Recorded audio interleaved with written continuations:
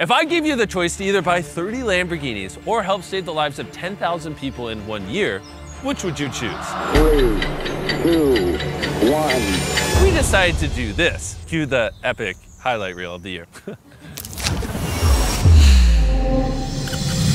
We started this mission in Khayelitsha, South Africa, where we found an orphanage that was in desperate need of our help because it was at risk of being closed down. They started back then. I saved more than 5,330 children. Those children would be dead, but we keep on opening the doors, knowing that maybe someone will come to our rescue, like peace, philanthropy. So we spent the next 6 months working tirelessly by rebuilding 12 new homes with an ongoing supply of fresh food, as well as a brand new playground. While the orphanage was being built, we began our next project where we gave away 20,000 pairs of shoes to kids in Africa. Please philanthropy, what you have done here at my school is absolutely amazing.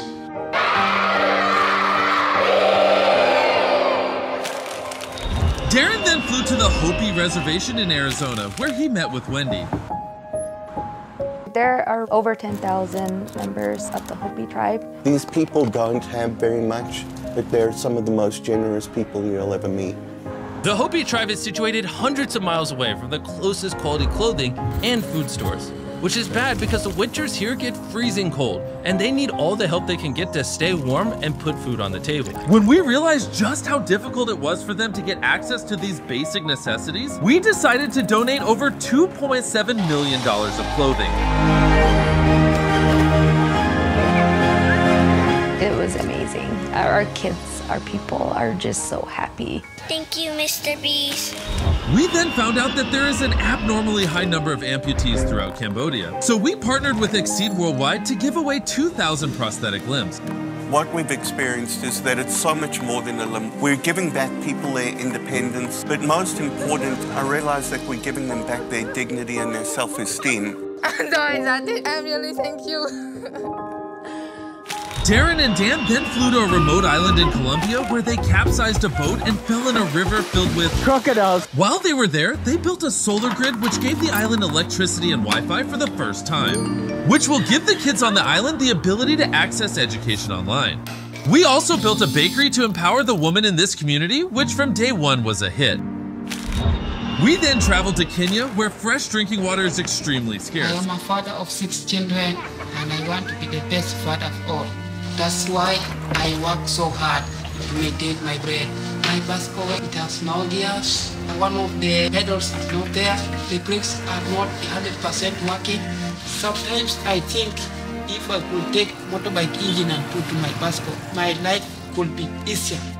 So with the help of electric e-bikes, we were able to provide Mr. Barasa and 1,000 other people with free electric bicycles. We have made work easier. It's so easy to ride. Darren and Dan then traveled to the Cure Children's Hospital in the Philippines, where we were able to provide 160 kids with life-changing surgeries. This little girl has just got her cast off and she's learning to walk for the first time ever with her straight legs. The magnitude of the surgeries that these kids are getting from Cure for free will change their lives. And the fact that Beast Philanthropy can come in here and help Cure provide care to some of these kids is something that's going to affect me and stay with me for the rest of my life. The construction of the orphanage in South Africa was now complete, and it was time to surprise Mama Rosie and the kids.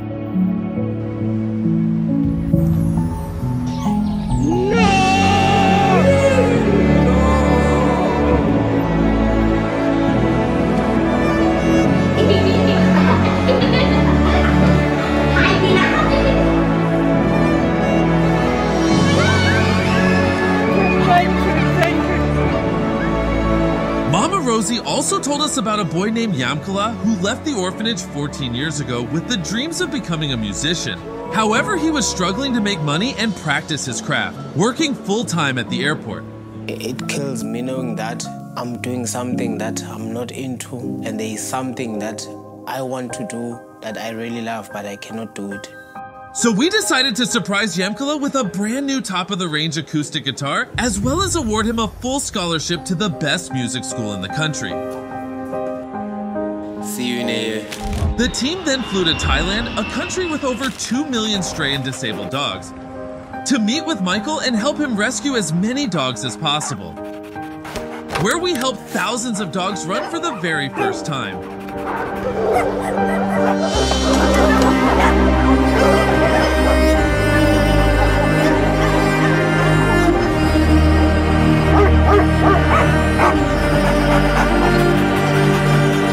As well as give Michael a brand new rescue van, state-of-the-art gas machine, and a brand new ambulance. Really happy. Darren then received this video from a TikToker named Dora Muno. Beast Philanthropy, please help me save our village. Our kids need you. So Darren immediately flew to Dora's sanctuary in Zambia, which had absolutely no electricity and is located in a dangerous area with high rates of domestic violence. It became evident that the lack of electricity was holding them back and severely curtailing Dora's ability to help develop this village to what its potential could be. Having to wake up thinking, what will these kids eat? That is still very difficult to do each and every day. So we came up with a plan to use the direct sunlight and scorching heat to our advantage by installing a massive solar grid that will provide electricity to the entire village. It was then time to turn on the lights, and the kids couldn't contain their excitement. Mateo, turn on the lights!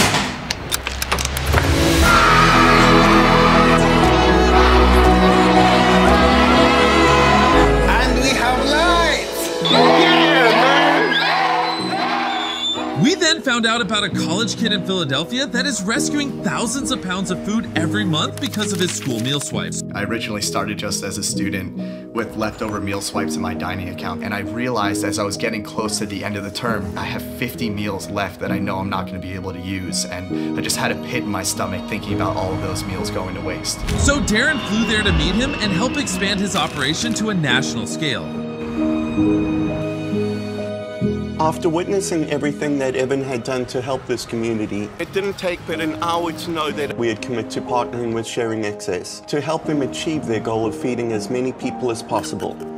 And with our help, Sharing Access were able to open an operation at Hunts Point Produce Market, the largest produce market in the world in New York City. And that operation is going to be 3 times larger than the one that we have in Philly.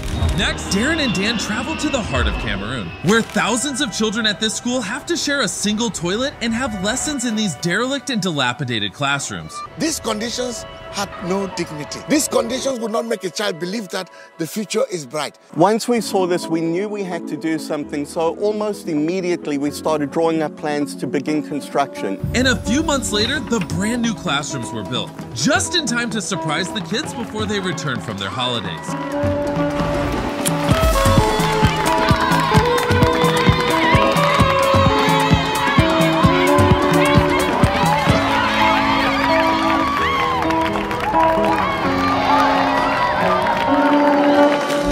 Lastly, we flew to Nepal for a secret project that will be revealed next year. But on that mission, Dan and Darren went to 21,000 feet high to Mount Everest to sign out this video where the altitude made Dan very loopy. Darren and I are at the highest point we've ever been together. It's been one hell of a year. You know, we've been working together just 1 year. And look where we are, on top of the world, literally and figuratively. And I wouldn't share this experience with anybody else, man. Send this to any billionaires you know and tell them to stop buying cars and instead help people.